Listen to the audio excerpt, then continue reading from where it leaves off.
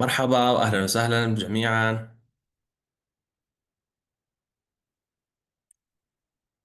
سعداء بانضمامكم جميعا اليوم.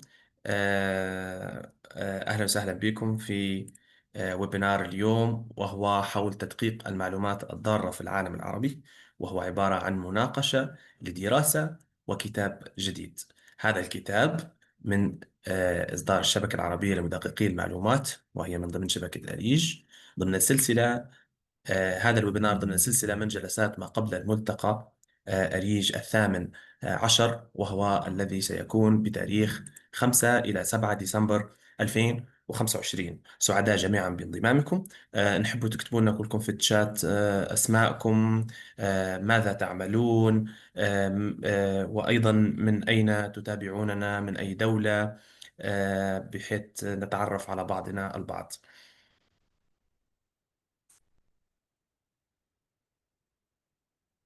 أهلا وسهلا بكم جميعا. طبعا اليوم معنا ضيفين عزيزين، وهما أحد أبرز الشخصيات التي تدعم وتشارك في كل مشاريع الشبكة. معنا طبعا دكتورة أروى الكعلي، وهي أستاذة بمعهد الصحافة وعلوم الأخبار في تونس، وأيضا كانت رئيس تحرير سابقة منصة تدقيق المعلومات تونس تتحرى. أيضا معنا الأستاذ العزيز بيتر جونز، وهو صحفي منذ أكثر من 25 عاما، وهو أيضا مؤسس الشبكة الأفريقية لتدقيق المعلومات، ولديه طبعا إضافات عظيمة في مجال تدقيق المعلومات. اليوم تتوفر معنا ترجمة مباشرة وفورية. يوجد في شاشة الزوم علامة تشبه الكرة الأرضية، ومكتوب عليها بالعربي ترجمة، ومكتوب عليها بالإنجليزي interpretation للي حاط التطبيق باللغة الإنجليزية.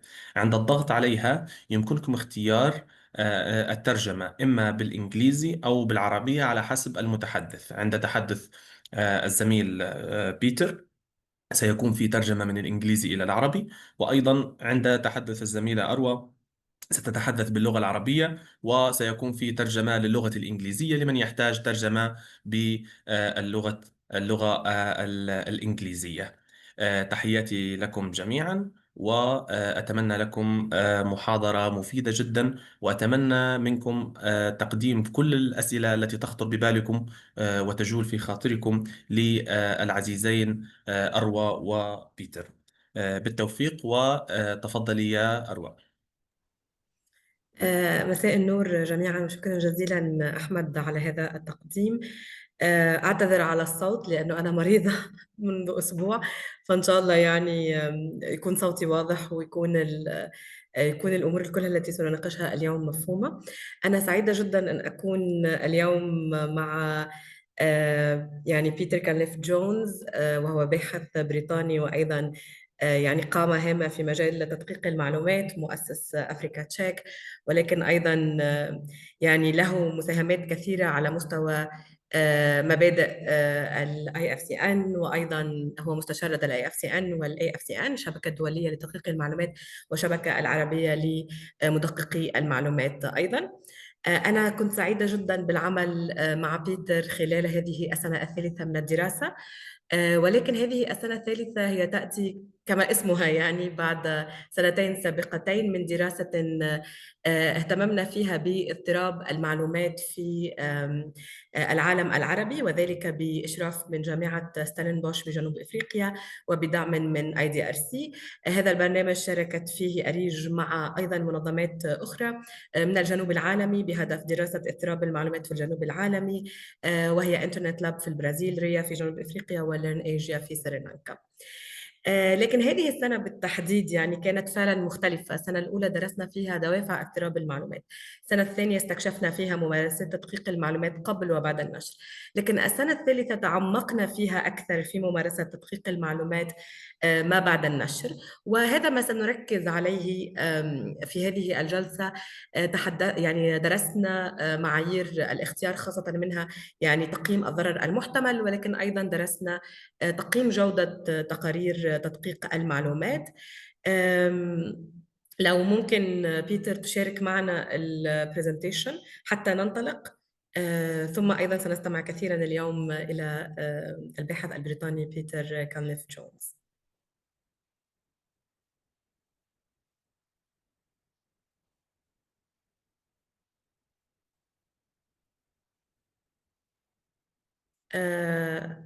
أمور تمام بيتر؟ Yeah, no, so that should be shared with you. اوكي، هل أحمد تشوف البرزنتيشن؟ Don't see it. You should hit share screen button in the Zoom, Peter. Yes, exactly. There we go. اوكي. thank you so much. شكرا جزيلا. فاليوم سنتحدث كما قلنا واحنا عرفنا أنفسنا، يعني ممكن أن نمر إلى ما سنغطيه اليوم. اليوم سنتحدث كما قلت عن السنة الثالثة من الدراسة التي قمنا فيها بمراجعة أو بتقييم الضرر المحتمل للادعاءات، وسأتحدث بعد قليل بالتفصيل عن العينة التي اخترناها، ولكن أيضا سنتحدث عن بعض الأفكار المغلوطة المرتبطة باضطراب المعلومات ونتائج أساسية من الدراسة التي يعني أجريناها خلال السنة الثالثة، وأيضا الدروس والمخرجات من هذه الدراسة وما هي الأشياء التي يمكن أن نستفيد منها في المستقبل. يمكن أن ننتقل إلى ما غطت الدراسة. قبل أن أتحدث عما غطينا في هذه الدراسة التي تناولت كما قلت تقييم المحتوى المنتج من منصات تدقيق المعلومات، ولكن أيضا ما يرسله الجمهور عبر AFCN chat bot، أردت أن أقول أنه أنا كنت محظوظة مرات كثيرة أنه أتحدث إلى جانب بيتر، يعني كان ذلك في مؤتمر أريج وأيضا في مؤتمر أفريكا فاكتس نتورك في أكثر من مرة. فكنت دائما أشعر أنه أنا محظوظة أنه أنا أتحدث إلى جانب هذه القامة، ولكن يعني شعرت الآن أنه أنا أكثر حظاً باعتبار أن أنا اشتغلت مع بيتر هذه السنة في هذا البحث، وتعلمت الكثير فعلاً من بيتر، خاصة أنه هو طور نموذج تقييم الضرر الذي سيحدثنا عنه بتفصيل اليوم، ويساعد هذا منصات تدقيق المعلومات على أن تركز فعلاً على الادعاءات المهمة، الادعاءات التي يمكن أن ينجر عنها ضرر، والادعاءات التي تستحق منا فعلياً أن نشتغل عليها. فهذه السنة كما قلت الدراسة قامت على 3 ركائز أساسية. الركيزة الأولى هي دراسة تقييم الضرر المحتمل. اخترنا تقييم الضرر المحتمل ل 200 ادعاء، لكن مش كلها اشتغلت عليها منصات تدقيق المعلومات، يعني فيها 100 ادعاء يعني قمنا باستخراجه من تقارير تدقيق المعلومات التي نشرتها 10 مؤسسات عربية، أيضا سنذكرها بعد قليل، خلال سنة 2024، وبدأنا العمل على الدراسة منذ بداية سنة 2025. و100 ادعاء أرسله المستخدمون العاديون، الجمهور العادي، إلى AFCN chat bot. الفكرة الأساسية هو أنه إحنا نبحث عن معرفة إلى أي مدى تركز المنصات على ادعاءات فعلا قد ينجر عنها ضرر، سواء على المستوى المباشر أو مستوى تراكمي، ولكن أيضا إلى أي مدى يهتم الجمهور بالادعاءات ذات التي يمكن أن ينجر على ضرر، وأيهما فعلا يركز على ضرر أكثر من الآخر. مع الإشارة أنه الادعاءات الخاصة بالشات بوت هي يعني اخترنا العينة من الادعاءات المفلترة أصلا، لأنه بعض ما يرسله الجمهور قد لا يكون أصلا قابل للتحقق، لا يستجيب إلى ما يمكن أن تشتغل عليه منصات تدقيق المعلومات، قد يتعلق بخصوصيات لا تتعلق بالمصلحة العامة إلى آخره. فبعد هذه الفلترة الأولى اخترنا بشكل عشوائي 100 ادعاء من منصات تدقيق المعلومات و100 ادعاء من AFCN chat bot. سأبطئ صوتي قليلا للترجمة، أنا أعرف أنه دائما أتحدث يعني بسرعة. هذا بالنسبة لتقييم الضرر المحتمل كشق أول في الدراسة. أيضا اهتممنا كذلك بدراسة جودة تقارير تدقيق المعلومات. فإلى جانب أن نرى إلى أي مدى هم يهتموا باختيار الضرر في الادعاءات التي يعملون عليها، أو الجمهور يهتم بالادعاءات ذات الضرر المحتمل، أيضاً اهتممنا بجودة تقارير تدقيق المعلومات. اخترنا عينة مكونة من 400 تقرير تدقيق معلومات من نفس ال10 منصات التي اشتغلنا عليها، وهي طبعاً كلها منصات من مجتمع الشبكة تنشر محلياً. ومن بين الأمور التي أخذناها بعين الاعتبار أيضاً الاستمرارية في النشر خلال سنة 2024. إذا قيمنا جودة 400 تقرير تدقيق معلومات. بالنسبة لتقييم الضرر كان هنالك النموذج الذي طوره بيتر، وبالنسبة لتقييم الجودة أيضا اشتغلنا على تطوير نموذج مع بيتر يساعدنا في تقييم جودة التقارير. لم نكتفي بهذا الأمر، لم نكتفي فقط أنه نحن نقيم مدى التركيز على الضرر المحتمل أو مدى جودة تقارير تدقيق المعلومات. احنا أيضا أردنا أن نستمع إلى يعني هذه المنصات، وأن نضع هذه النتائج في سياقها، وأن نفهم المنطق الذي تعتمده هذه المؤسسات في اختيار الادعاءات وضمان جودة هذه التقارير. أجرينا 9 مقابلات فردية مع مسؤولين رؤساء تحرير في هذه المؤسسات، وفقط مؤسسة واحدة لم نتمكن من إجراء مقابلة معها. يمكن أن نمر بيتر إلى السلايد الموالي.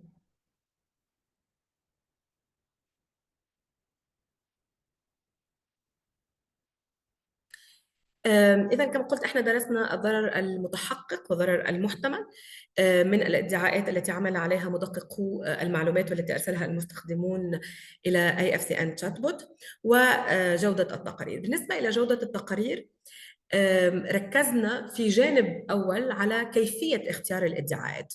الضرر المحتمل هو أحد المعايير التي على أساسها نختار، ولكن أيضا هنالك أمور أخرى أيضا أردنا أن نرصد إلى أي مدى هي موجودة في عملية اختيار الادعاءات. أيضا اهتممنا بجودة الأدلة المجموعة، يعني عندما يكون هنالك ادعاء كيف تعمل هذه المنصات على هذه الادعاءات، كيف تتحقق منها، كيف تتأكد أنه هذه المعلومات سليمة، المصادر التي تقدمها، كل هذه الأمور. فسعينا بشكل كبير أنه إحنا يعني نغطي جوانب مختلفة في تقرير تدقيق المعلومات إلى توثيق الأدلة.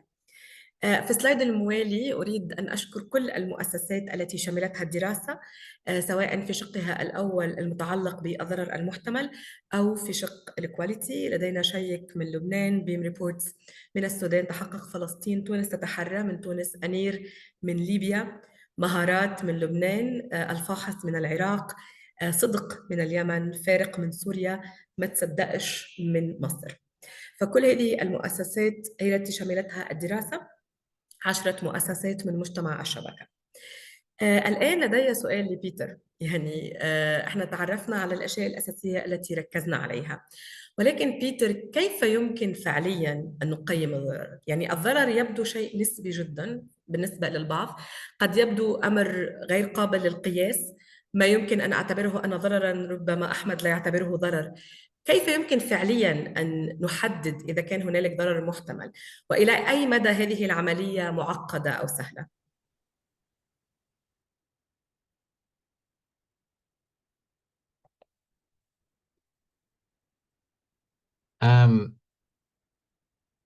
So it's definitely, thank you very much for the question, Awa.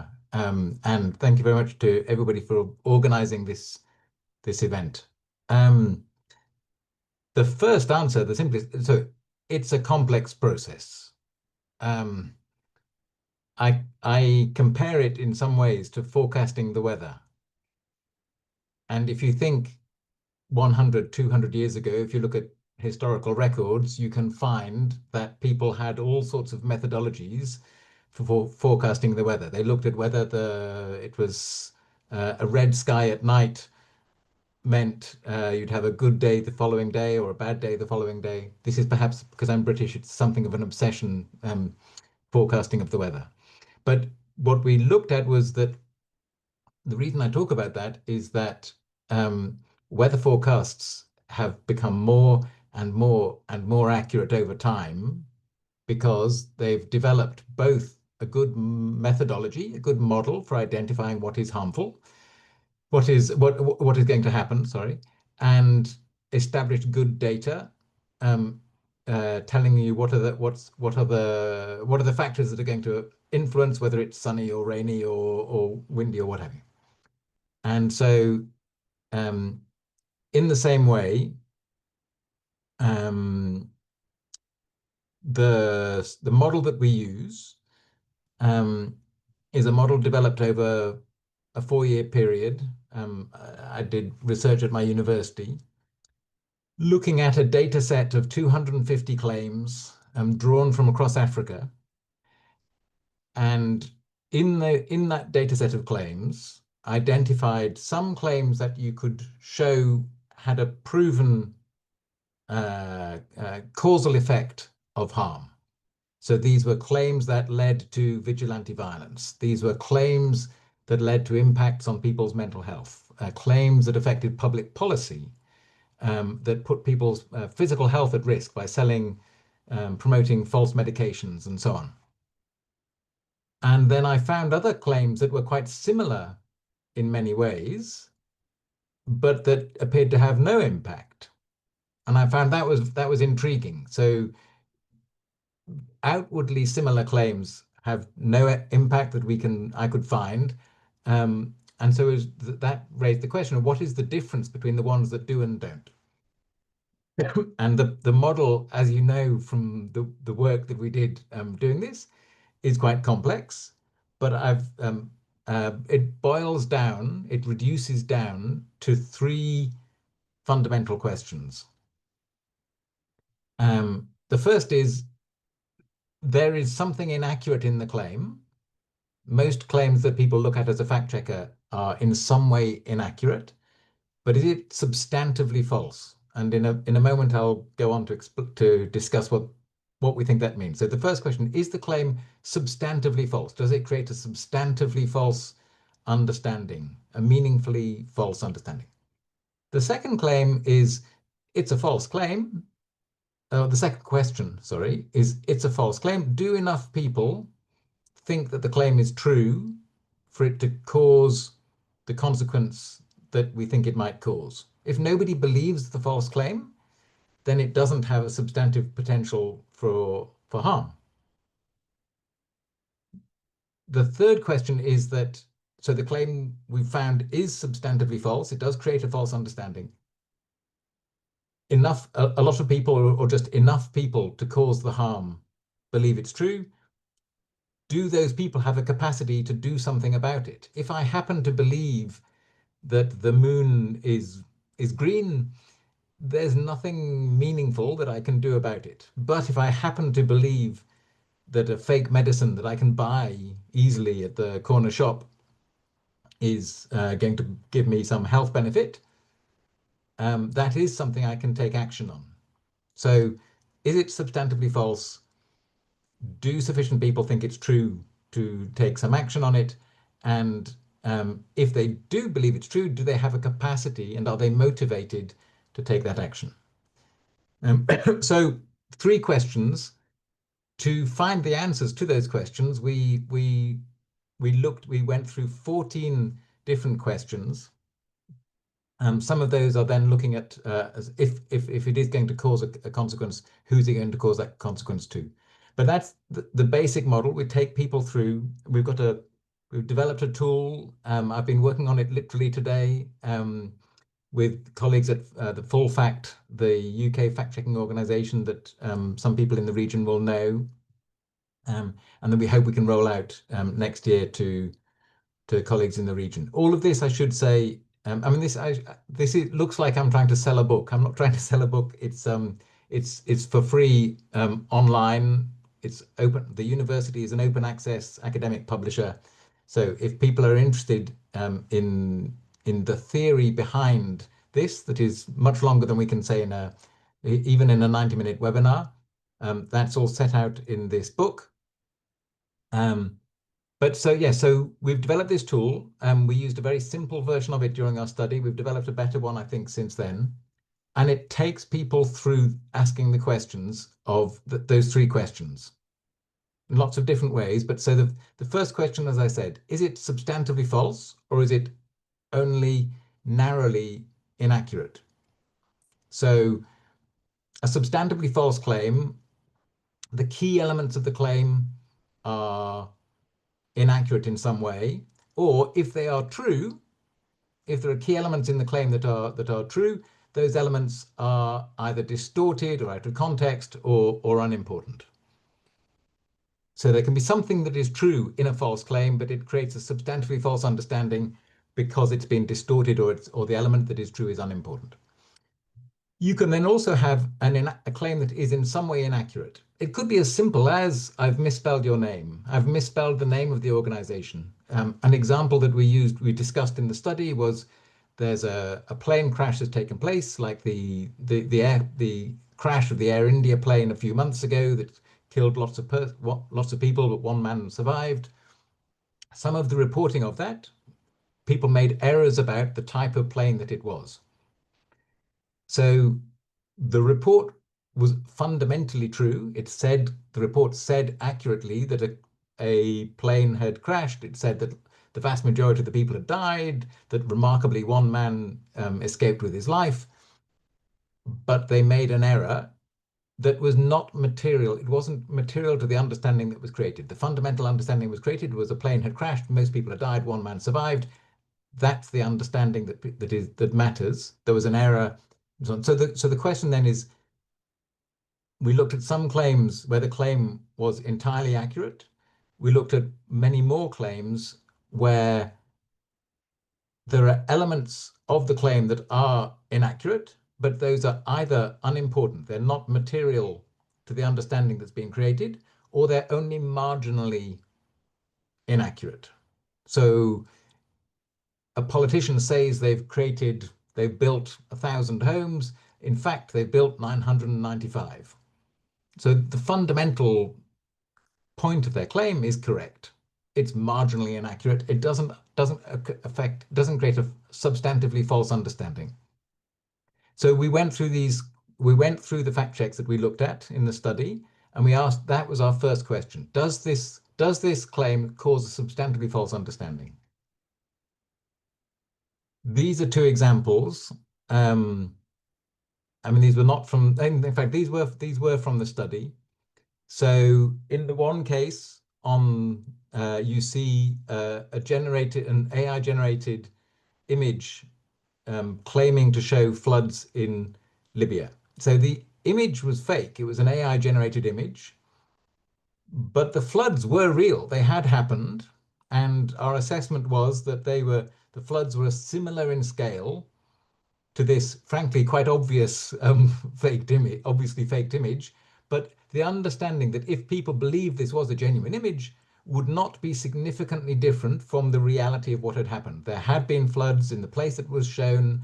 They were of the sort of scale that is said to be shown here. In the other image, you have an event that never took place at all.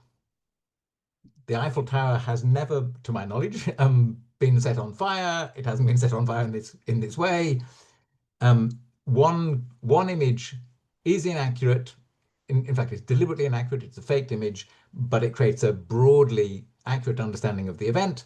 The other one creates a false understanding of an event that had never actually happened. So the second question then, if you say that the understanding, like that understanding with the false understanding created that the Eiffel Tower is burning down, do enough people believe the claim to cause a consequence that they could cause because of their false understanding? So one of the lessons from the study is that the number of people needed to cause a consequence varies depending on the type of consequence we're talking about. So if the false claim is promoting a fake medicine, and you see this very commonly across Africa, you see this very commonly in Europe. We didn't see so much of it in our study in the region, but if one person takes a fake medicine, that puts their health at risk. In some cases, some of the fake medicines we see being promoted online can kill people. And only one person needs to act buying the fake medicine, taking the fake medicine, for the consequence to occur. But if the consequence that we're concerned about is a boycott of a company that is going to really significantly damage the interest of that company, or if it's the change the outcome of an election, thousands, perhaps tens of thousands of people need to take action based on false information in order for the consequence to occur. I'll give you a very precise example that I heard just 2 weeks ago. I was at a conference in Singapore. So the company Coca-Cola, there was a false claim that spread in the US earlier this year that was very, very widely seen, saying that the company was cooperating with the Immigration Enforcement Agency, ICE, and to help with the roundup of Latino people in the United States. The company wasn't doing that, but this led to a very widespread boycott of Coca-Cola by tens of thousands of Latino people. And that cost the company millions and millions of dollars. So whether you are worried about a very profitable company or not is another thing. But what it demonstrates is that if one person stops buying a bottle of Coke a day, that isn't going to appear in the company accounts of a company like Coca-Cola. If tens of thousands or hundreds of thousands of people do, it has an effect. So that's the first question we asked with this question is, does that do enough people, can this consequence be caused by an individual taking action? Does it need dozens or hundreds of people to take action? Or does it need thousands or tens of thousands or hundreds of thousands of people to act? Like with an effect like climate change, it needs hundreds of thousands of people to act in a different way than they would have done otherwise in order for it to have an effect on such an enormous problem as climate change. We made these assessments. This was why this study took us so long. We made these assessments with we looked for a lot of detail. There's a lot that you can tell about what the audience response to false information. We can look for written or oral statements. So have people commented below the line in an online post, saying what they think about it. You can look at, have they quoted the false report? Have they shared it? Have they done likes and emojis and so on? You can look for evidence. In the original study I did from across Africa, there was a lot of evidence of real world behavior, and evidence of that real world behavior had been caused directly by a false understanding. There were instances of vigilante violence that took place because of false claims. There were instances of parents rushing to protect their children from a false report about an event. And so you could see from their demonstrated real world behavior, which they stated publicly was because of this false claim, that they were demonstrating their belief in the false claim. There are then, even if you don't have that evidence of the audience reactions, because let's say it's a false claim that spreads on radio and you don't know what people's reactions are to listening to the radio, there are things that you can assess about the claim that tell you that it is highly likely that a large number of people will believe a false claim. Its plausibility, the claim is easy to understand, it's a very emotive claim, it makes people angry or upset or amused, they're less likely to verify it. It comes from what they think might be a credible source, and the claim is repeated and repeated and repeated.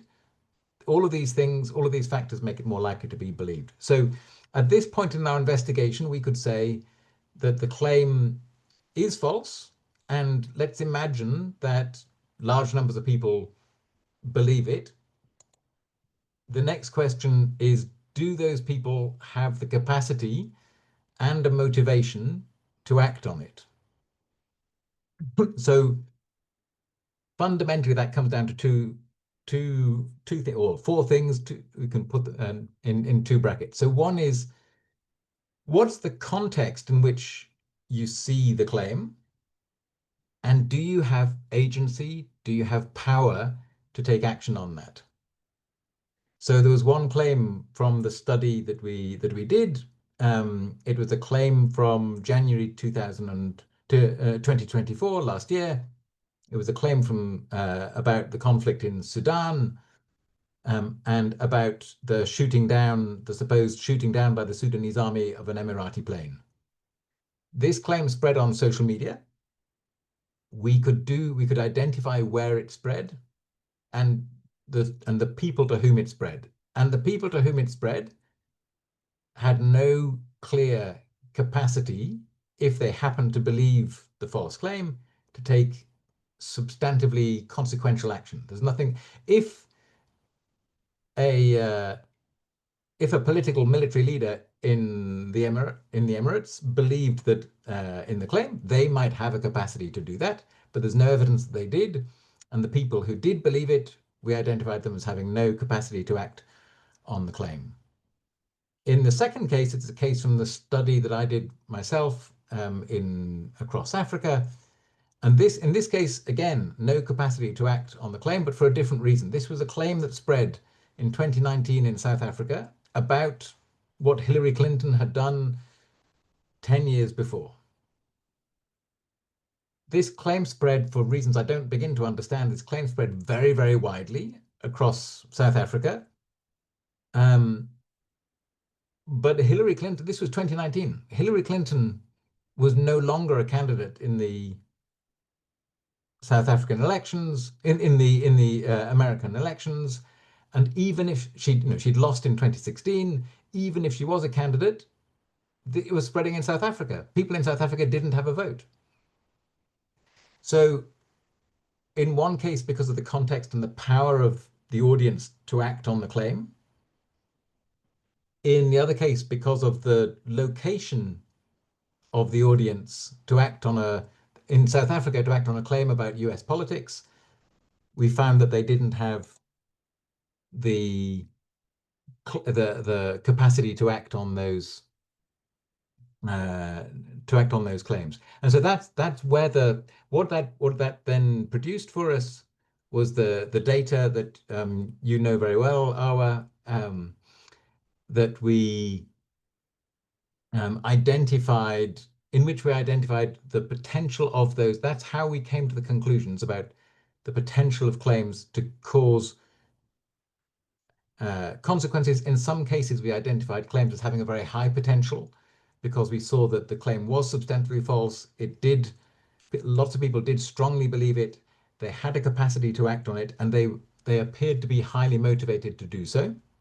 In other cases, we had less evidence about their motivation, but you can say, right, we think that there is a potential capacity, but there's less motivation. But it gives you a picture, and it helps you as a fact checker focus on what is and isn't harmful. And the last thing I'd say, and then I'll throw it back to you, but is so from this study that I'd done and the book that I mentioned, and this came through very much in the study that we did with the colleagues, is that misinformation is a really complex problem. Information disorder, the wider problem that contributes to our false understandings about the way the world works, is not simply caused by the circulation of false information. It's a wider problem. It's caused by lack of access to accurate information. It's caused by distorted presentations of information. It's caused by people's inability to understand it, by lack of media literacy. So that the problem that we're all looking at as fact checkers is a bigger problem than simply the circulation of false claims. Secondly, misinformation does not only spread online. The vast majority of the claims that we looked at in the study spread online, and that is a very important sphere. But misinformation spreads, as we know from your earlier research, in print newspapers. It spreads on radios and televisions. It spreads in community settings and so on. But we have this problem. We tend to look online because it's easier to see. That's the point of this cartoon. It's a cartoon of a man looking for his wallet. Despite under a streetlight, and he looks there because it's easy to look. It's the clearest place in which you can look. His wallet isn't there. He lost it somewhere else, but he's still looking under the light because it's easy to look. So the point of the cartoon, the point I'm making is that misinformation often spreads in other places that we're not looking for. And that the last point is that we often focus on, and this came out again and again in the study that we did, on disinformation affecting the public's understanding and what people will do. And so that's people taking fake medicines. It's people putting themselves in danger. We've seen, like with the horrific situation in the region and in Gaza in particular, we saw claims where there were false claims made about ceasefires taking place, and then people go outside, put themselves in positions of danger. So those are very real things. But misinformation also affects, and we've seen this, also affects the way that political leaders take decisions. It affects the way that military leaders take decisions. It affects the way that business leaders take decisions. And we need to think about that too. But so I'll stop that there, Awa, and throw it back to you for the results of the research that we've done that I've just tried to explain. شكرا جزيلا للباحث بيتر الذي فسر لنا ربما كيف يمكن أن نقيس هذا الضرر المحتمل، ما هي الأمور التي يجب أن نأخذها بعين الاعتبار. وهنالك أيضا بعض الأسئلة بهذا الخصوص، ولكن سنخصص لها القسم الأخير من الجلسة. قبل أن ننتقل إلى أهم نتائج الدراسة، أنا لدي سؤال بيتر، يعني وأسئلتي شبيهة شوية للأسئلة التي كنا نطرحها خلال التدرب على النموذج.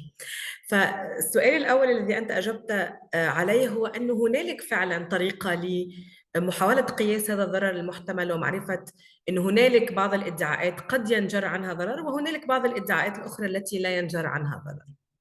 ولكن هل مدقق المعلومات يعني يشتغل فقط أو عليه أن يشتغل فقط على الادعاءات والمعلومات التي يمكن أن ينجر عنها ضرر، خاصة أنكم في الصيف الفارط قمتم باستبيان لبعض مدققي المعلومات حول العالم، ووصلتم إلى عديد المعايير التي يأخذونها بعين الاعتبار.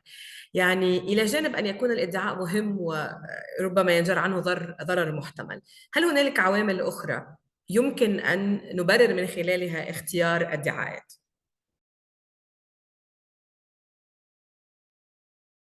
That's a really good question, Awa. So I mean, so I started, what is that now, 13, 14 years ago, I set up Africa Check, and I wasn't really thinking then about the specific harms of specific claims. It was just a sense that I had that it was important to do this work. And there are many reasons. There's no reason people need to justify why they're fact-checking claims. That's a thing that's part of good journalism. It's part of freedom of expression that we have the right to fact-check claims. But I suppose the argument is that we all have limited resources, so we want to focus on what are the most important claims to check. So that then we ask the question, right? What do fact checkers think? So with a colleague from the UK fact-checking organization, we did a survey of 70 fact-checking organizations from around the world. So from Asia, from Latin America, from the Middle East, from Europe, from the United States, Latin America. We had answers from everywhere, and we gave them options, and we asked them to add reasons if they weren't amongst our options. And so we came to so the reason that people gave as the most commonly cited reason to do a fact check, we said people could choose up to 5 reasons. 93% of people said that a reason to fact check a claim was that its potential to cause harm now or soon, that we think there's a potential immediately in the near future for this claim to cause harm. That was the most popular thing. Secondly, it's a viral claim, and the claim because it has a very wide audience, that gives you an opportunity to demonstrate the fact-checking methodology, to promote media literacy amongst your audience. The claim itself might not be very important, but if you can use it to teach people how to do reverse image search, how to do geolocation of images, the ways in which a politician might use statistics in a funny way to make a false claim. So if you have a large audience, it's always good to have a large audience. You can use that as so the tool basically is, it's a viral claim, therefore media literacy. It's a good answer. That 83% of people gave that as a reason. The claim comes from a prominent figure or a prominent institution. So it comes from a prominent politician or a prominent business leader or a prominent media house. And it's what I call, you fact check them for the deterrent effect. We know there are some very, very prominent leaders around the world. I won't name one in particular, who don't really care if they're fact checked and keep on being, they keep on being fact checked. They keep on telling untruths. They're very, very famous. But in other cases, many politicians or media houses don't wish to be labeled by fact checkers as making a false claim. And so if they know that if you fact check them, they're going to, if they make a false claim, you're going to fact check them, they're more likely, and we've got studies that prove this, they're more likely to be careful about what they say. So your job in fact checking them is you're reducing the spread of false claims by a deterrent effect. I call it the patrol car effect. So police will often say that when they send a patrol car around a neighborhood, they do so not because they think they're going to necessarily catch a criminal doing something dangerous in the course of the patrol car. It's that the criminals in the neighborhood realize that there are police around and they're more likely to be cautious about what they're doing.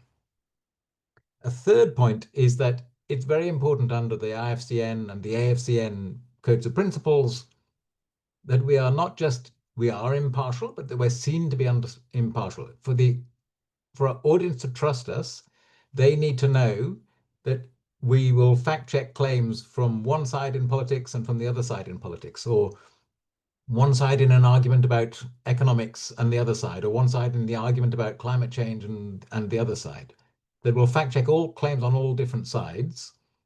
And so sometimes if one party has made some harmful claims, we will fact check claims from the other party, even if they're not particularly harmful, so that people understand we're fact checking that other side.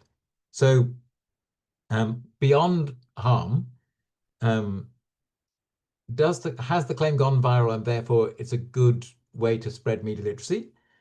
Is the person who made the claim prominent, and therefore you can have a bit of a deterrent effect if they know you're fact checking them? Can you demonstrate your impartiality? A fourth one is a lot of organizations, their audience has asked them to fact check that claim. And we've found that when fact checking organizations respond to their audiences and fact check claims that the fact checker may think is a bit of a silly claim, but it interests the audience, and you build a sense of trust between the audience and the fact checker. And then the next time when you fact check a claim that you, the fact checker, think is important, your audience is more likely to think that you're trustworthy because you've got a better relation of trust. The last point is you'll get claims that feed into a conspiracy theory. And the conspiracy theory itself, it's about the moon landings. So the conspiracy theory is that the moon landings were faked by the United States in 1969. And in itself, if people believe that the people did or didn't land on the moon, there isn't, we're on the Earth. There isn't a real world impact from that claim. But what we also know is that people who believe one conspiracy theory become more likely to believe another conspiracy theory, and that those things then have a potential for harm. That's why people stop taking good medicines. It's why people start believing things, quite dangerous things about other people, people of other races and so on. So those are all, so none of those are directly linked to the potential for harm. So harm, but what what strikes me from our study, so people found many different reasons. The number one reason was the potential for harm. But what the study also showed, and I've now done 3 studies, and one in Africa, one in Europe, one here in the Middle East. In all cases, all fact checkers, we aren't very good, and I include my own organization in that. We haven't been very good to date in identifying what's harmful. And that's what this work is trying to do, to help fact-checking organizations with a methodology for identifying what's going to be harmful and what's not, so that when we say our number one thing is to focus on what's harmful, we can do that.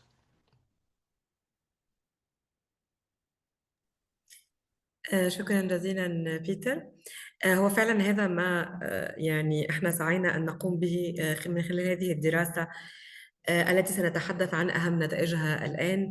وأيضا أنا لدي يعني أسئلة أخرى ربطا بما كنت تتحدث عنه، كيف يمكن أن نساعد مدققي المعلومات على الاستفادة من هذه النتائج وعلى التركيز أكثر على الادعاءات التي يمكن أن ينجر عنها ضرر. ولكن خلينا بداية يعني أن نعرض أهم النتائج التي توصلت إليها الدراسة. هل ممكن بيتر نذهب إلى الشريحة الموالية؟ أوكي، فأول شيء فيما يتعلق بتقييم الضرر المحتمل، الملفت للانتباه في النقطتين، يعني نقطة الضرر المحتمل ونقطة الجودة، هو أنه لاحظنا سيطرة المحتويات المنتشرة على منصات التواصل. هي المحتويات التي يعني يركز عليها مدققو المعلومات أكثر من قنوات أخرى. والملفت أيضا للاهتمام، وربما هذا ذكرني بالصورة التي عرضها الباحث بيتر منذ قليل حول مسألة أن نبحث يعني في المكان الذي فيه إنارة. السوشيال ميديا طبعا هو مكان فيه الإنارة بشكل كبير، لأنه هنالك محتويات، هذا مؤكد، على عكس المثال هنالك محتويات يجب التحقق منها. في نفس الوقت هنالك سهولة في عملية الرصد وفي عملية البحث على السوشيال ميديا، ولكن من المهم أيضا التفكير في قنوات أخرى وتغطيتها، لأن هنالك قنوات أخرى أيضا تنتشر عبرها يعني المعلومات الخاطئة والمضللة. النقطة الثانية هو أنه الاختيار على مستوى المواضيع، لأنه دراسة المواضيع التي يعني تتعلق بها هذه الادعاءات مرتبط أيضا بدراسة الضرر المحتمل، لفهم أي أكثر مواضيع ربما نجد فيها ادعاءات ضارة أو فيها ضرر محتمل. وجدنا أنه هنالك هيمنة طبعا للأحداث الآنية وللصراعات والحروب في المنطقة، ونحن نعرف أن منطقتنا تعيش صراعات متواصلة وأزمات متواصلة، وأيضا الحرب المستمرة أو التي استمرت منذ 2023 على غزة. هذا الموضوع كان فعلا له تأثير كبير في الادعاءات التي يتم اختيارها، ولكن ليس بالضرورة كل الادعاءات المرتبطة بالحرب أو بالسياسة هي ادعاءات ضارة. يعني وجدنا أن هنالك مواضيع أخرى مثل البيئة، مثل الصحة، مثل الفرص المالية، مثل التحيل، الجريمة، العدالة، الهجرة إلى آخره، أيضا كان يمكن أن يكون الاهتمام بها قد يؤدي إلى تغطية ادعاءات ضد يعني فيها ضرر. لكن أيضا في الحرب كان هنالك بعض الادعاءات التي يمكن أن نجر عنها ضرر. مثال هنا كان يعني ادعاء يتعلق بالهدنة وإعلان هدنة في منطقة معينة، وهذا الادعاء لم يكن صحيحا، فكان يعني عاد المواطنون إلى تلك الهدنة وما يمكن أن إلى ذلك المكان عفوا دون هدنة حقيقية، والقصف متواصل، وبالتالي هذا له تأثير مباشر في حياة الناس. لكن في الغالبية ليس بالضرورة كل الادعاءات التي تتعلق بالسياسة أو على الأقل التي شملتها العينة، يعني عينة الدراسة كانت انجر عنها ضرر. الشيء الآخر الذي توصلنا إليه هو أنه في العينة الصغيرة، لأنه سنقارن بعد قليل لما أصبحت العينة أوسع في تقييم الجودة وكان لدينا 400 تدقيق معلومات، في العينة التي اهتممنا فيها فقط بالضرر كان هنالك 200 ادعاء. 47% من هذه الادعاءات التي اشتغل عليها مدققو المعلومات، يعني مؤسسات تدقيق معلومات محترفة، كان فيها ضرر محتمل، في حين أنه الأمر كان 41% بالنسبة ل يعني مستخدمي الشات بوت. كان هنالك تقارب، ولكن النسبة كانت أكبر لدى مدققي المعلومات. عندما سنرى بعد قليل نسبة الضرر فيما يتعلق بقياس جودة تقارير تدقيق المعلومات ستكون النسبة أقل. يعني عندما توسعت العينة كان التركيز على الضرر أقل، ولكن العينتين كانتا من سنة 2024.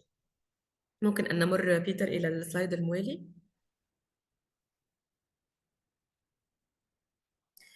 بالنسبة للجودة، كما ذكر بيتر في الجودة أيضا احنا يعني أخذنا بعين الاعتبار مجموعة من العناصر إضافة إلى الضرر.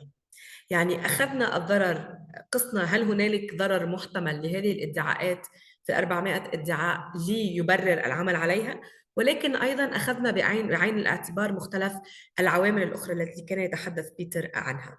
لكن وجدنا أن الانتشار هو المهيمن، يعني وربما هذا يتسق، يعني هنالك اتساق ما بين هذه النتيجة وما بين النتيجة المتعلقة باختيار الادعاءات من السوشيال ميديا بالأساس، من منصات الشبكات الاجتماعية بالأساس.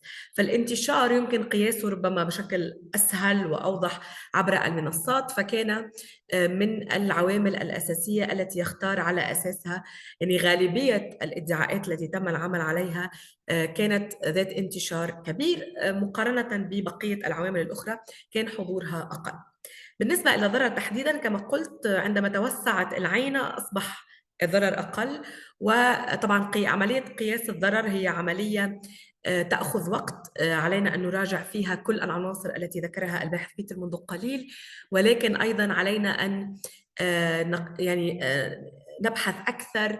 قد نخرج أحياناً خارج تقرير تدقيق المعلومات، نجمع معلومات إضافية، وبالتالي كانت العينة فيها أقل من تقييم الجودة. في حين لما ركزنا أيضاً على الضرر في تقييم الجودة وجدنا أنه هنالك تقريباً أكثر بقليل من 20%. يعني لو قلنا الضرر المباشر 14% والضرر التراكمي نحو 6%. بالنسبة للجودة الآن، الجودة في حد ذاتها، جودة التقارير إضافة إلى فهم كيف يختار مدققو المعلومات أو على أي أساس يختار مدققو المعلومات هذه التقارير، وجدنا أنه يعني نحو 40% من التقارير فشلت في اختبار الأدلة الكافية. يعني لدينا ادعاء ولدينا نتيجة، ولكن ليس لدينا من الأدلة ما يكفي لإثبات هذه النتيجة أو لتأكيد هذه النتيجة. أيضاً مشكلة أخرى وجدناها نحو 36% من الحالات هو غياب شفافية المنهجية. نحن نعرف جيداً أنه في تدقيق المعلومات لا يتمثل تدقيق المعلومات فقط في التحقق من الادعاء والوصول إلى نتيجة، هذا أمر مهم وأساسي، ولكن كيف وصلنا إلى هذه النتيجة؟ من المهم أن تشرح تقارير تدقيق المعلومات كيف وصلنا إلى هذه النتيجة. هذا الأمر كان غائباً في جانب من هذه التقارير، ولم نكن نعرف المسار الذي تبعه المدقق أو المدققة للوصول إلى النتيجة.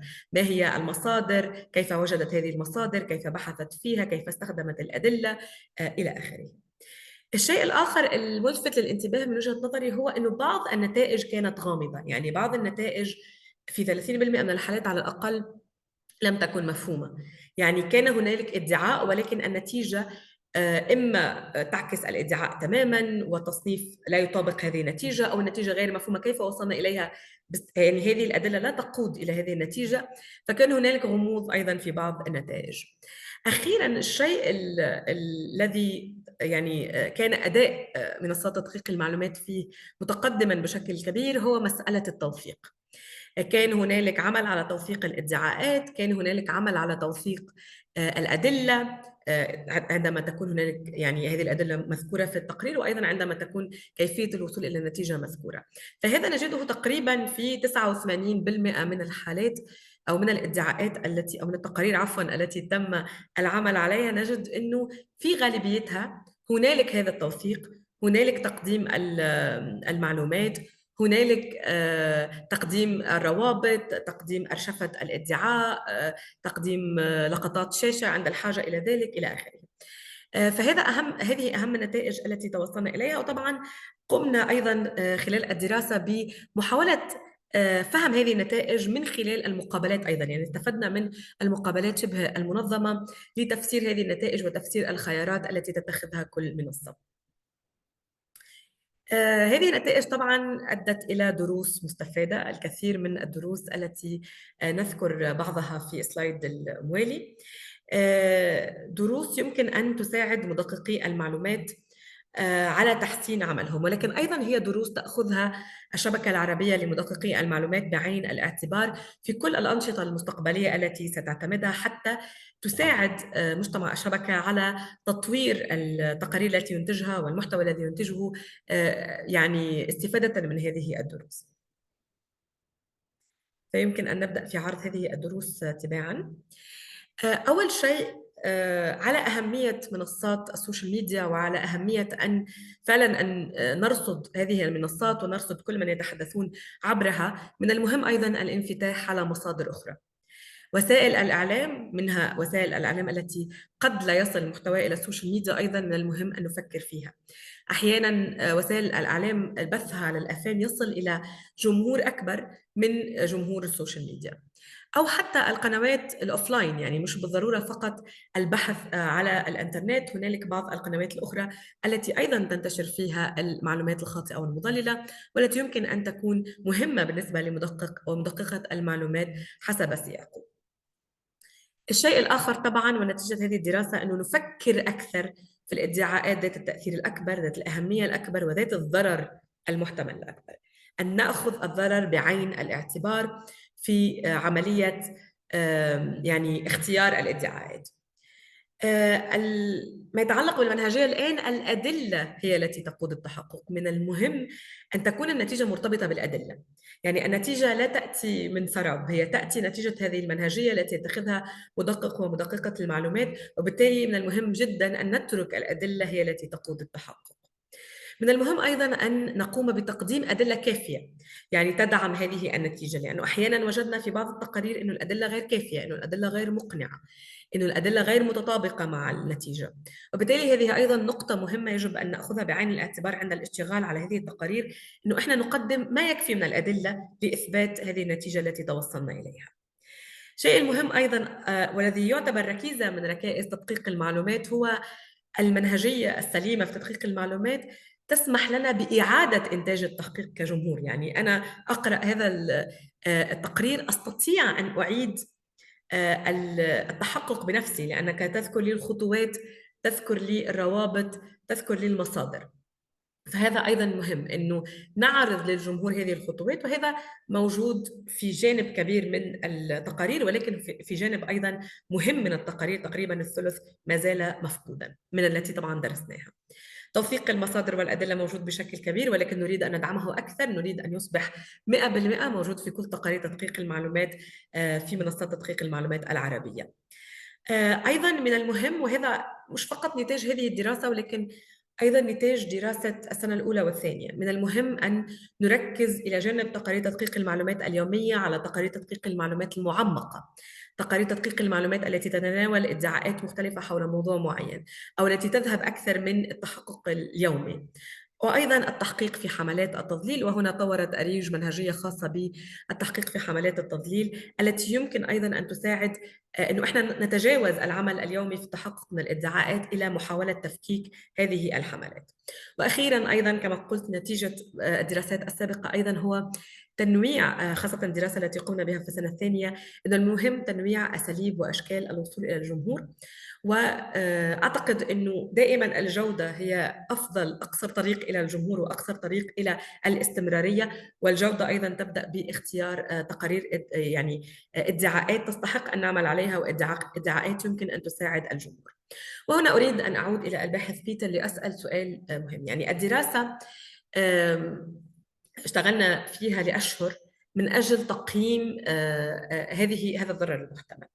هل هنالك الآن، إضافة إلى العناصر التي ذكرتها في البداية، هل هنالك الآن أداة أو يعني شيء تشتغل على تطويره؟ أنت ذكرت منذ قليل في البداية أن هنالك اشتغال على تطوير أداة يمكن أن تساعد، لأن الهدف ليس فقط أن نفهم ما الذي يختاره مدققو المعلومات، لكن الهدف أيضا أن نساعد مدققي المعلومات أن يختاروا ادعاءات ذي الضرر المحتمل. هل هنالك شيء يتم تحضيره الآن بيتر، وهل يمكن أن تحدثنا عن أداة محتملة قريبا مثلا يمكن أن تساعد مدققي المعلومات؟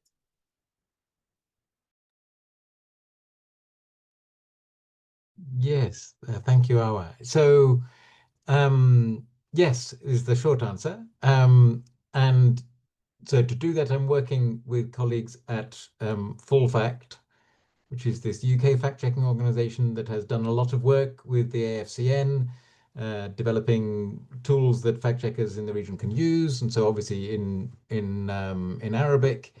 And in fact, there are two tools, and I should say that the start of the the motivation for me in doing this research, this research, the research that has led to this I thought it was going to be 1 year. It took me 4 years. It was motivated by being asked a question by a very good friend who's now the editor-in-chief of Africa Check in South Africa about what he should be focusing on as the editor-in-chief of a fact-checking organization. What is it important for him to focus on? How does he establish that? What's the evidence-based way to do that?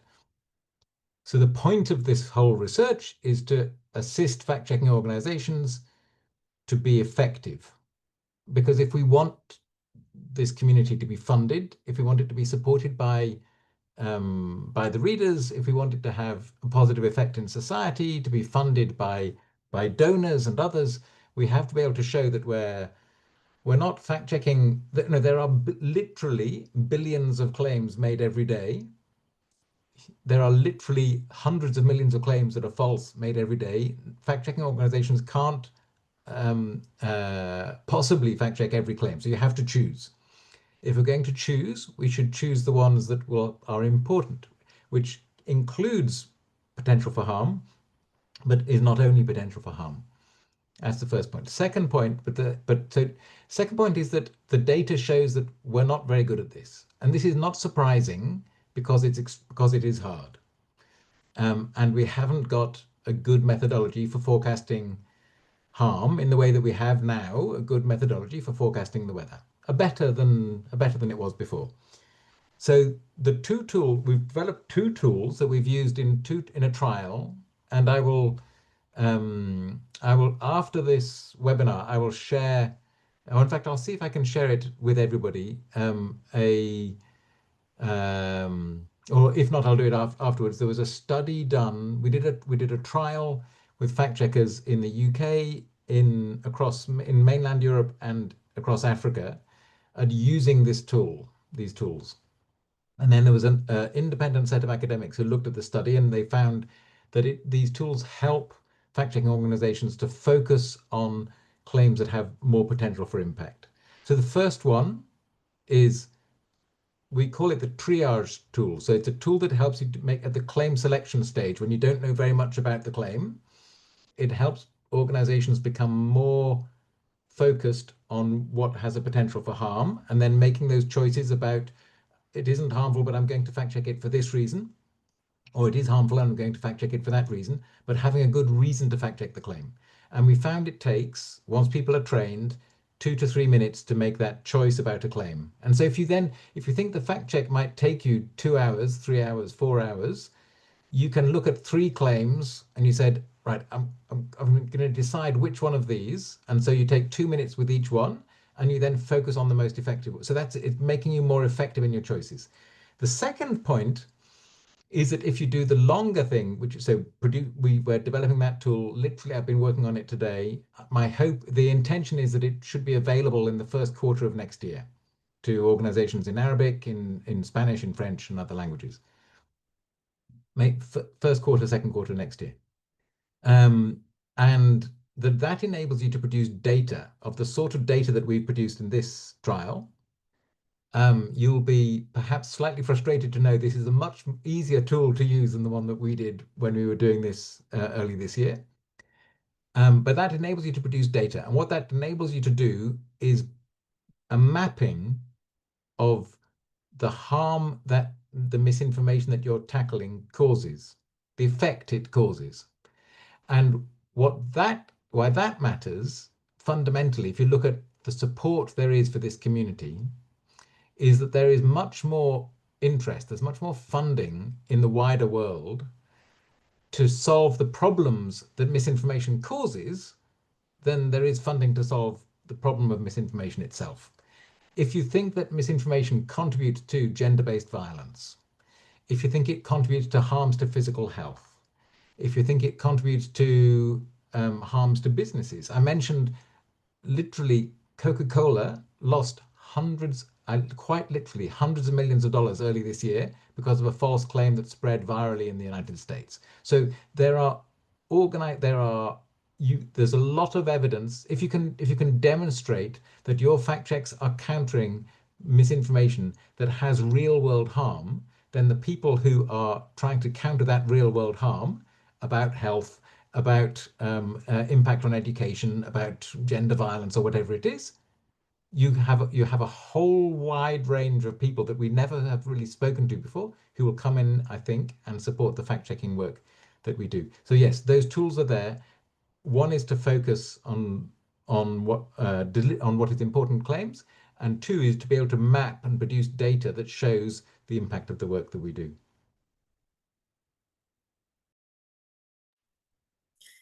مهم جدا يعني كما ذكرت الباحث بيتر انه احنا انه هذه الادوات يمكن ان تساعدنا في تقييم الضرر المحتمل، وكنا نتمنى ان تكون الاداه المتطوره يعني متوفره خلال العمل على البحث، حتى كنا ربحنا وقت ومجهود كبيرين، ولكن هذا سيساعد ربما مدققي المعلومات في المستقبل. ممكن الآن نفتح الباب للأسئلة، وهنالك الكثير من الأسئلة عبر الشات. لو ممكن يعني من يريد أن يتدخل معنا أيضا أن يرسل أسئلته عبر مش الشات، عفوا الQ&A. السؤال الأول كان يتعلق بالأدوات التقنية، وأعتقد أنه إحنا أجبنا عن هذه النقطة. الأدوات التقنية التي يمكن أن تساعدنا في عملية يعني البحث في حالتنا نحن في عملية تقييم الضرر. هنالك أسئلة أخرى، مثلا ندى تسأل إنه كيف يمكن فعلا أن نحدد، وأنا سأتوجه لك بهذا السؤال بيتر، يعني كيف يمكن أن نحدد الفرق ما بين ما هو زائف تماما جوهريا وبين ما هو غير دقيق إلى حد بسيط يعني. ولماذا هذا مهم أيضا في عملية الضرر؟ يعني لماذا أنه يعني المنطق يقول أنه الادعاءات الصحيحة لا ينجر عنها ضرر، يعني الادعاءات الصحيحة منطقيا إذا هي صحيحة وأنا صدقتها ما هو الضرر الذي سينجر عنه؟ الآن كيف سنفرق ما بين هذا الزائف والغير دقيق؟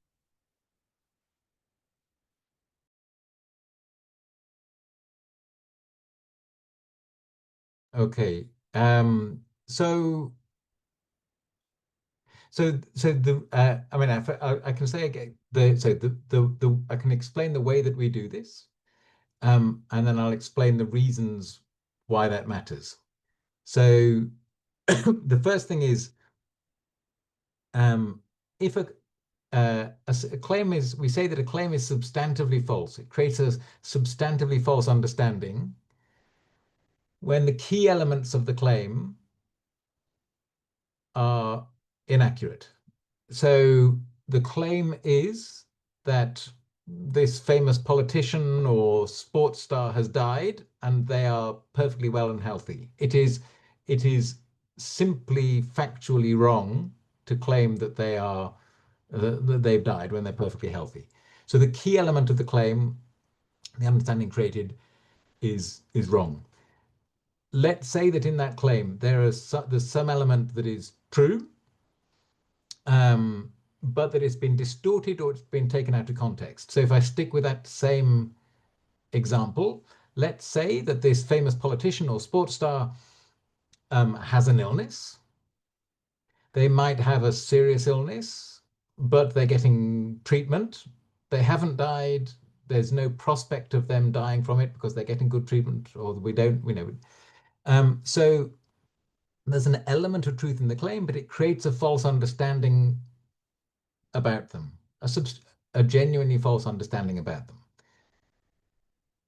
There are many other cases which we found in the study. I'll give you, when we were talking, when I was talking earlier, I gave you those two examples of a photograph that both of them were fake. Both of them had been generated by AI. One of them pretended to show a scene of flooding in, I think it was in Libya. Flooding had taken place. It was similar to what was shown. So the understanding it creates, it's a fake image, and we are within our rights to fact check it and say it's a fake image. But the understanding it creates, I mean, I don't know, I wasn't there, but our interpretation based on the fact check was that the understanding that it creates was broadly similar to the understanding created by the false image, by an accurate image. In the other case, the case I used was a fake AI image of the whole of the Eiffel Tower ablaze with fire. There wasn't a fire on the Eiffel Tower. To my knowledge, there's never been a significant fire on the Eiffel Tower. Maybe that's wrong, I'm not sure. But one used a fake image to create an understanding about a flood that was broadly accurate. The other one used a fake image to create an entirely false understanding. Why that matters is that most of us say something that is in most communication, people say something that is to some extent, marginally at some point, inaccurate, or we misspell somebody's name. That doesn't create a substantively false understanding. If I misspell Arowa's name, or or somebody misspells my name, or if somebody uses a false photograph of me where the understanding created by that image is wrong. It's if people act not on the accuracy of the image, but on the understanding it creates. So if the claim I'm making is that the medication is safe and in fact it's dangerous, that creates a potential for a substantive consequence because of the false understanding created. If I've misspelt the name of the medication, or if I've told you that the medication originated from this type of plant, but it actually originated from that type of plant, the understanding you have is that it's safe, and it is safe. That's right. So there is something inaccurate. I've said that it came from a tea plant and it actually comes from a coffee bean, let's say. But the fundamental understanding about the medication is that it's a safe medication for this type of disease. Then it isn't going to produce a harm as a result. So the understanding a claim creates is absolutely essential.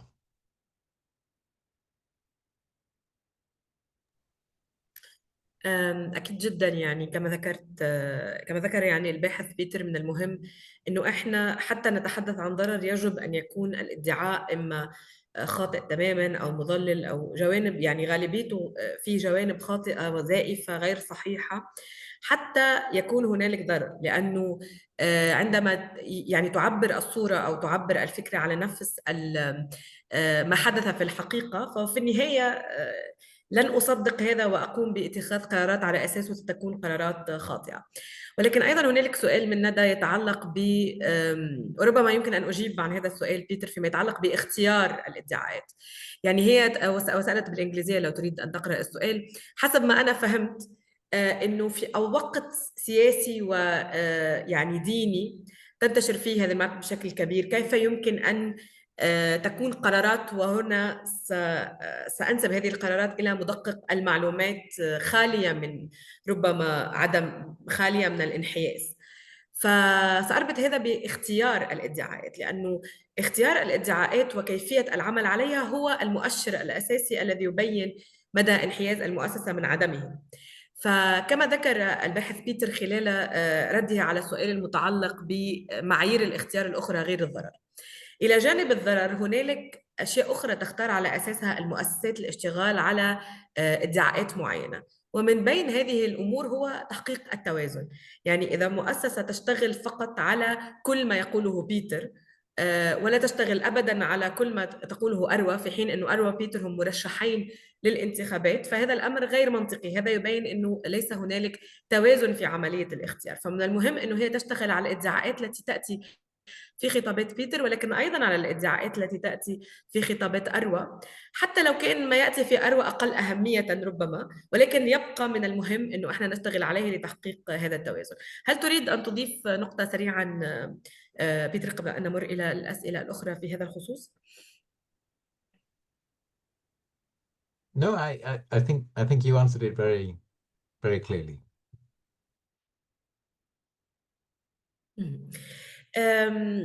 آلاء تسأل مثلا كيف يمكن قياس الضرر فيما يتعلق بنقطة الجمهور؟ هل نحن سنقوم باستبيان للجمهور؟ وسأترك لك الفرصة بيتر للإجابة، لكن أريد أن أشير هنا أنه الفكرة أنه لابد أن نحدد هذا الضرر المحتمل في وقت وجيز كما قال بيتر، وبالتالي ليس لدينا وقت لاستبيان الجمهور. ما هي المؤشرات الأخرى التي يمكن أن تعطينا فكرة عن يعني مدى الانتشار، ربما مدى استعداد الجمهور لأن يتصرف تجاه هذا الادعاء؟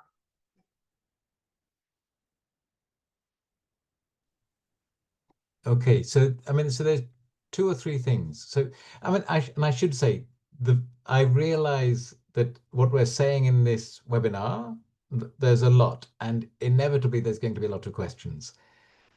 That we are, I hope, going to be meeting with some colleagues in Amman in Jordan in December, and so we'll be doing some sort of training in this, which we hope will touch a lot of organizations.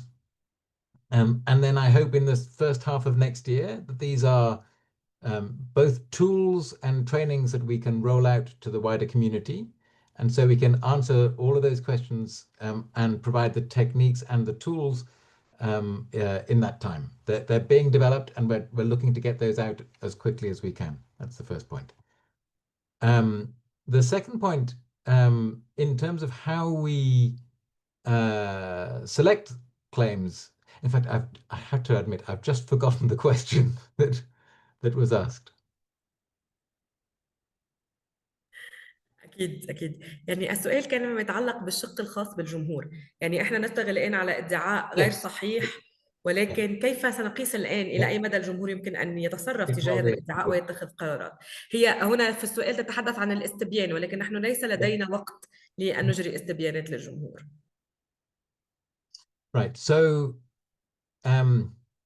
the first thing is that in the fact checks, one of the things that we found often wasn't available in the fact checks, but that if we looked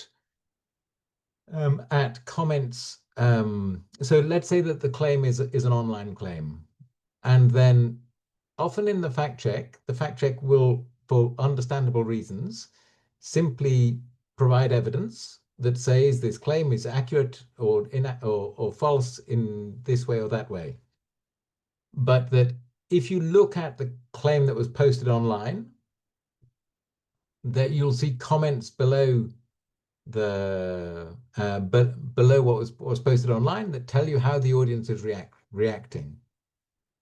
And so in making these assessments, we said, how do we judge whether sufficient people believe a claim to cause potential harm? So we can look for, in doing the fact-checking research, we can look for, is there evidence of written statements? You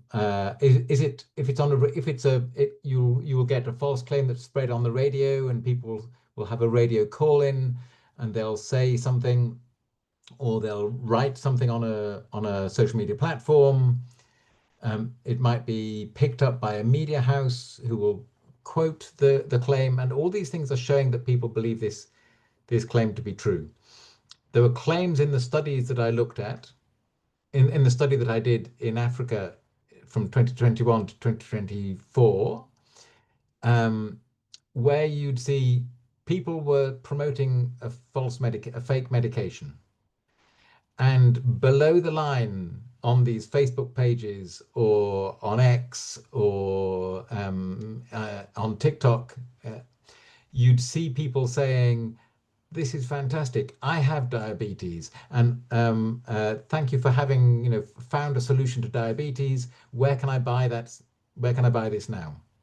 And then you'll see people exchanging information in the comments, indicating that they're looking to take up the action. Or you'll see a false claim that spreads hatred towards people of a particular community, or presents those people as a particular threat.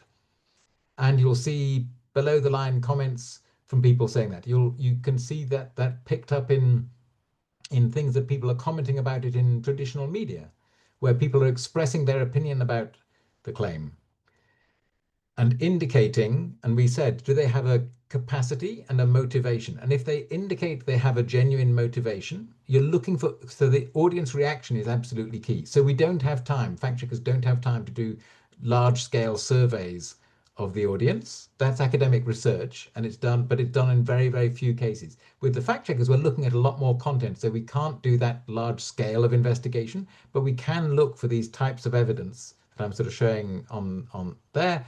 Written statements, citations of content, reactions, evidence of real world behavior that is available in fact checks or to fact checkers.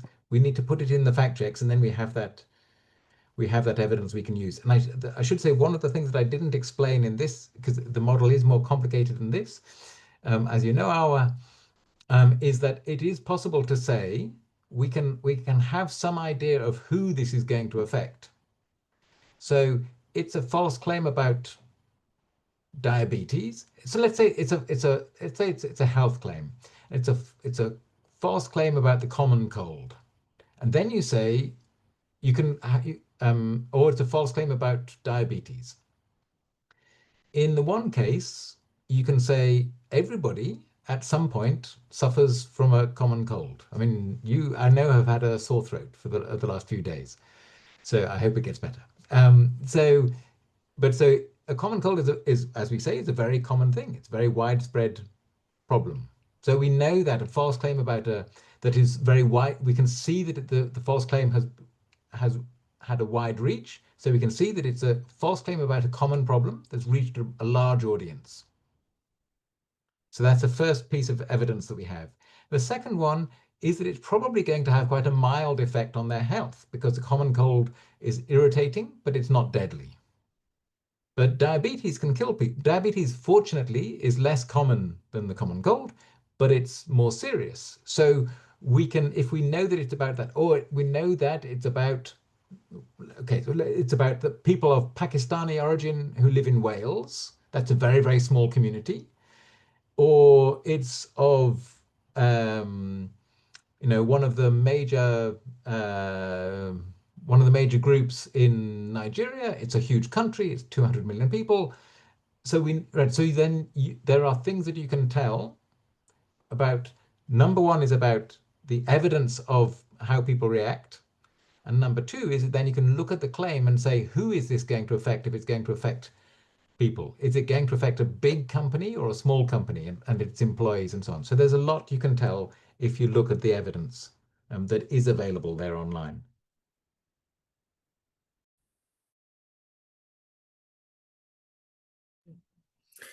شكرا جزيلا للباحث بيتر. علي أن أحمي نفسي بيتر من كل الادعاءات المتعلقة بنزلة البرد حاليا يعني حتى لا أصدقها. هنالك أسئلة تتكرر حول كيف نقيس الضرر. طبعا الوقت يداهمنا، أنا سأجيب بسرعة حول هذه النقطة.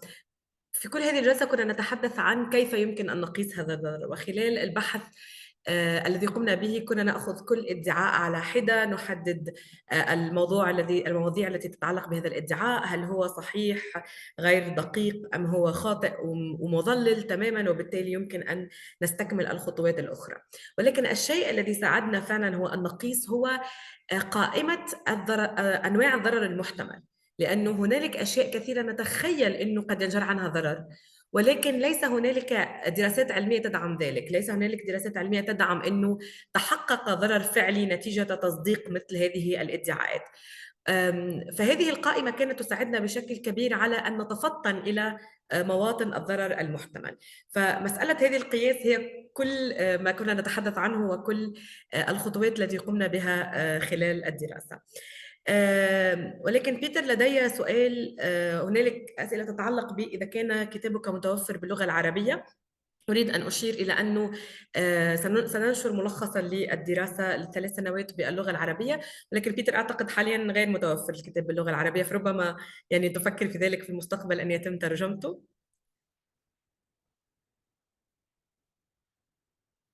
نعم.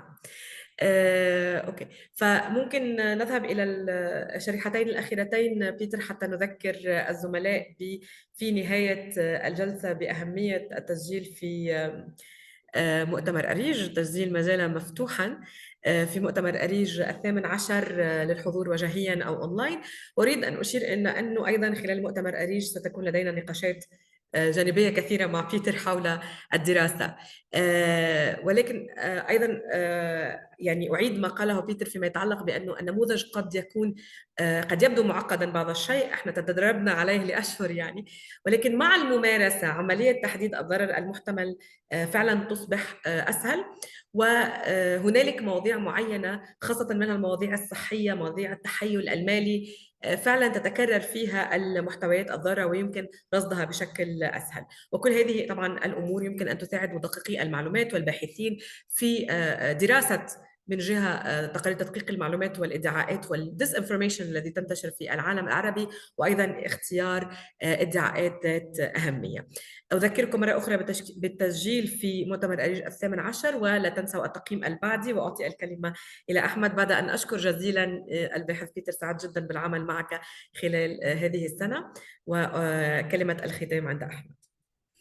شكرا جزيلا أروى وبيتر على هذا المجهود الرائع. أتوقع أن الجميع يعني استفاد كثيرا من هذه التوضيح لفائدة الدراسة، وطبعا أكيد فائدة الدراسة وما تكشفه لنا في المستقبل سيتضح أكثر وأكثر عندما تنتشر وتستخدم من قبل طبعا الأكاديميين وغيرهم من الأشخاص المهتمين بهذا المجال. فأعتقد أنها حيكون لها إمباكت عظيم جدا. ونفتخر نحن أن كنا الرواد ومتقدمين الصفوف في هذا الأمر. وعلى ذكر أنت في اللحظات الأخيرة مسألة المعلومات الصحية وغيرها من المعلومات العلمية، واللي تعتبر تشكل نوع من التحدي أو التشالنج للعديد من الصحفيين وغيرهم من الأكاديميين. أعتقد أن الصحافة الرقمية مؤخرا خلقت نوع من التداخل ما بين المجالات. على سبيل المثال أنا شخصيا يعني طبيب ودكتور وأشتغل على تدقيق المعلومات، وبالتالي دخلت على تدقيق المعلومات العلمية والصحية، وتبادل هذا النوع من تبادل الخبرات أو تداخل المعلومات أعطى إضافة كبيرة لتدقيق المعلومات والصحافة بشكل عام. طبعا أنا بس حاب أساعد الجميع يعني سريعا. حنعمل شير سكرين للتقييم البعدي عشان نمر عليه مع بعض، نضمن مع بعض جميعا أن تقيموا الزميلان أروى والأستاذ بيتر أفضل تقييم عشان ما يزعلوش طبعا. فنحطوا طبعا عندنا الاسم، عندنا الاسم الأخير، عندنا البريد الإلكتروني، خلونا نمر مع بعض نعبوه مع بعض، بلد الإقامة، الجنسية، التخصص. تختاروا في هذا التخصص في مجموعة من التخصصات الموجودة، ولكن أيضا يمكن تحطوا أذر أو أخرى وتضيفوا في الفراغ التالي ما هو التخصص الذي تنتمون إليه إذا كان غير موجود في القائمة. أيضا اسم المؤسسة بالنسبة لنا مهم جدا حتى نعرف عدد المؤسسات التي شاركت معنا في هذا الويبينار واستفادت من هذه الدراسة. تقييم المحتوى طبعا معروف من 1 إلى 5، 5 هي الأفضل و1 هي الأضعف. فنمر على هذه الأسئلة مع بعضها ونقوم بتقييمها. وعندنا الأسئلة المفتوحة أو المقالية، وهي ماذا أعجبك في الندوة. نحبذ جدا في هذه الأسئلة أن يكون في إطالة وإطناب في الشرح والتفصيل لماهية الإيجابيات، ماذا استفدت من هذه الدراسة، وأيضا ماذا تضيف لنا من عبارات أو من شروحات أو من تفاصيل شخصية بالنسبة لك من استفادتك، نستطيع أن ننشرها على السوشيال ميديا ونوضح للجمهور العام ماذا استفدتم من هذه الجلسة. وطبعا ملاحظاتكم تؤخذ بعين الاعتبار ونستفيد منها جميعا. أشكركم جزيلا على حضوركم الجميل، وأشكر مرة أخرى الأستاذ بيتر على جهوده معنا، وأشكر أيضا الأستاذة أروى على جهودها وعلى هذه المحاضرة الجميلة. أشكر أيضا فريق الترجمة اللي استمر معنا وبذل مجهودا عظيما في هذه الجلسة، وطبعا الزميلة رفيقة كل الجلسات الزميلة منى من الفريق التقني في أريج. تحياتي لكم جميعا، ونراكم في فرصة أخرى في جلسات ما قبل مؤتمر أريج. مع السلامة.